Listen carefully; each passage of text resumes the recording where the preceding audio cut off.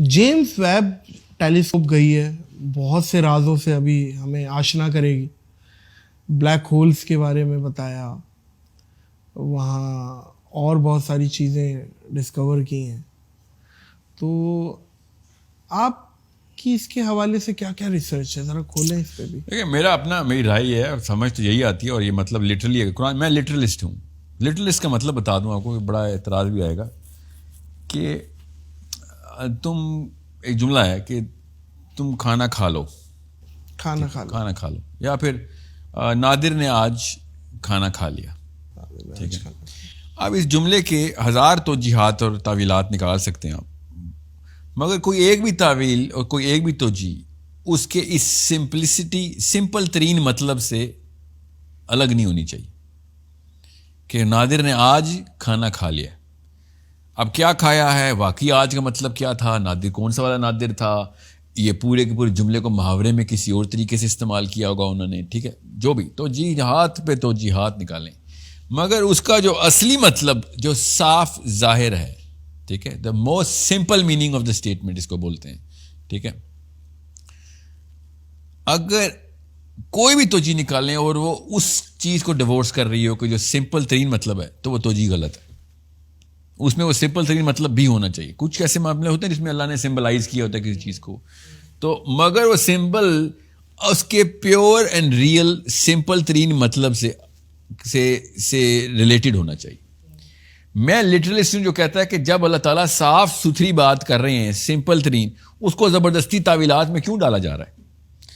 تو black hole کو نام سے, لٹرلی نام سے بلیک ہول سورہ کہف میں ہے کہ ذوالقرنین ایسی جگہ پہنچا جہاں کالی مٹی, آنکھ کی شکل کی کالی مٹی تک پہنچ گیا, وہ عین حمیہ. ٹھیک ہے, ذوالقرنین اس جگہ کے قریب پہنچ گیا, بلیک ہول کے اندر نہیں, اس کے قریب پہنچا. ٹھیک ہے, اب اس کو جتنا مرضی جو مرضی کھینچیں آپ, اس مطلب سے آپ ڈیورس نہیں کر سکتے کہ ہاں کالے رنگ کی ایسی جگہ پہ پہنچا, مٹی کا پورا جو ایریا تھا بلیک کلر کا, کھا رہا ہے جی, جو بھی نہیں, اس پہ یہ تو نہیں قرآن میں لکھا ہوا. انہوں نے دیکھا کہ اس پلانٹ پہ گیا کہ جو عین حمیہ کے ساتھ تھا, پاس تھا.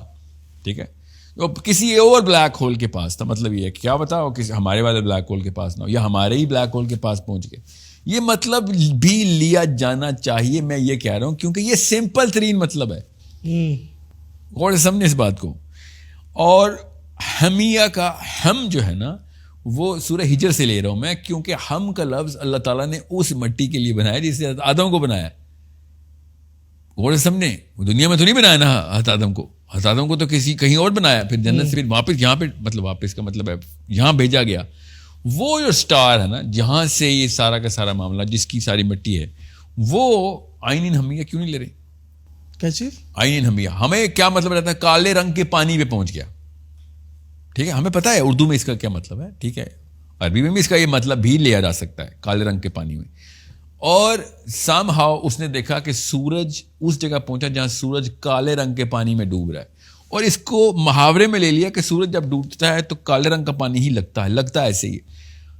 غور سے سمجھیں, ہر جگہ پہ کالے رنگ کا پانی نہیں لگتا جب سورج ڈوبتا ہے, پہلی بات. دوسری بات, وہ اینڈ آف دا ارتھ نہیں لکھا ہوا, اینڈ آف دا سن لکھا ہوا ہے. ٹھیک ہے, غاربا اینڈ کو بولیں گے یہاں پہ, اور شمس اللہ نے بتایا شمس, تو وہ اینڈ آف دی ارتھ نہیں ہے کہ وہ مغرب کی طرف گیا جہاں پہ سورج کالے پانی میں ڈوب رہا تھا. ٹھیک ہے, حالانکہ اس کا صاف ستھرا مطلب یہ ہے کہ وہ اس جگہ گیا جہاں سورج ختم ہو رہا تھا. سورج بلیک ہول میں ہی ختم ہوتا ہے نا. ٹھیک ہے, تو سورج کے ختم ہونے کی جگہ پہ گیا. تو ہر سٹار کی یا تو کسی بلیک ہول میں چلا جاتا ہے یا خود بلیک ہول بن جاتا ہے. تو کوئی بات نہیں, وہ ایسی جگہ چلا گیا جہاں پہ ایک بلیک ہول کے قریب ایک اور پلانٹ ہے. یہ والا مطلب جو عربی میں صاف صاف لکھا ہے وہ کیوں نہیں لیتے؟ وہ مطلب آپ, میں یہ نہیں کہہ رہا ہوں یہی مطلب ہی لینا چاہیے, مگر جب plain, the most plain and straight simple meaning of the text should be the first priority. باقی کے ساری کی ساری احادیث بھی اسی طرف رخ کر رہی ہیں. ذوالقرنین اوپر ہی کہیں گیا تھا, حضرت حسن بھی, حضرت علی بھی, سب کے ساتھ اس طرح رخ کر رہے ہیں. حضرت عمر بن خطاب نے پتہ کیا کہہ دیا تھا, ایک عرب کے یہاں بچہ ہوا تو انہوں نے اپنے نام صحابہ نے ذوالقرنین رکھ لیا بچے کا نام. تو عمر بن خطاب امیر المومنین تھے اس وقت. تو انہوں نے کہا کہ بات سنو, یہ کیا نام رکھا ہے ذوالقرنین, غور سے سمجھیں اس بات کو.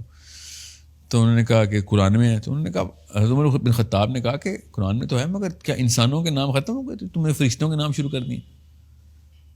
سمجھے ذرا غور سے, ہمیں کیا بتایا گیا ہے اور صحابی کیا سوچتے تھے. ہمیں وہ سیریس, سائرس دا گریٹ اور الیگزینڈر دا گریٹ, ہر کوئی اپنے تکے لگائی جا رہا ہے. حضرت عمر سے تو پوچھ لو, ان کو زیادہ نہیں پتا ہوگا, انہوں نے نبی علیہ السلام سے سیکھی ہے سورہ کہف. تو اور علی بن ابی طالب نے کیا کہا, اس کو بادلوں پہ ٹریول کرنے کی طاقت ذوالقرنین کو دی. اور آسمانوں پہ کیوں لے کے جاتے ہیں سارے ذوالقرنین کو, آپ لوگوں نے زبردستی زمین پہ کیوں اس کو کوئی سیٹلمنٹ دینی ہے, اور کدھر سے کدھر وہ بلیک سی تک پہنچنا ہے. کیسپین سی سے بلیک سی, بلیک سی کیوں بولا ہے, حمیہ بلیک, ٹھیک ہے, بلیک مڈ, مڈی واٹر. آج تک سائنسدان بیچارے کوستے رہ گئے, روتے رہ گئے مسلمانوں کو کہ یار تمہارے قرآن میں یہ کیوں لکھا کہ سورج پانی میں ڈوبتا ہے.